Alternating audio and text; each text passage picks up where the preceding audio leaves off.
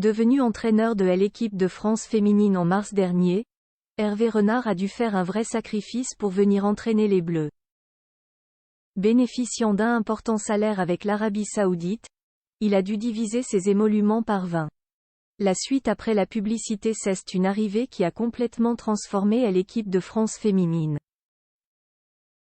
Fin mars 2023, après plus de 6 ans à la tête des Bleus, Corinne Diacre est démise de ses fonctions et remplacée dans la foulée par Hervé Renard. Le but est clair pour la Fédération française de football: limiter la casse lors de la Coupe du Monde 2023 et préparer l'objectif principal de cette génération, les Jeux Olympiques de Paris en 2024. Pour ce qui est du mondial, le sélectionneur de 55 ans s'en est tiré avec les honneurs puisque son équipe a atteint les quarts de finale de la compétition. Il reste désormais à voir ce qu'il se passera l'an prochain. Pourtant, l'arrivée du célèbre entraîneur originaire d'Aix-les-Bains, Savoie, n'était pas acquise au moment de sa signature.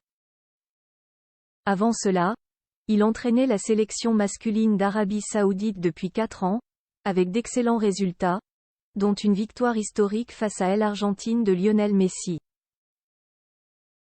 Mais lorsqu'il a eu l'opportunité de devenir le sélectionneur de l'équipe de France féminine, Hervé Renard n'a pas réfléchi bien longtemps, quitte à faire un sacré effort financier. J'ai dit à la FFF que je ne discutais de rien, tout ce que vous me proposez m'ira. Je ne suis pas venu pour ça. Donc, je suis là jusqu'en août 2024 et après, on verra, explique-t-il en interview pour La Tribune. Hervé Renard touche 50 000 € par mois avec les Bleus d'après les informations de nos confrères. Hervé Renard a fait un véritable sacrifice financier pour rejoindre les Bleus, acceptant une offre très confortable de 50 000 € par mois. Sauf qu'en Arabie Saoudite, celui qui est en couple avec la sublime Viviane Dieye touchait largement plus. Il aurait ainsi divisé son salaire par 20 pour rejoindre la sélection nationale. Une information qui montre bien qu'il était visiblement prêt à beaucoup de compromis pour prendre en main les destinées de cette équipe. Jusqu'ici, les choses se passent plutôt bien pour Hervé Renard, qui affronte ce vendredi 1er décembre l'Autriche pour le compte de la Ligue des Nations.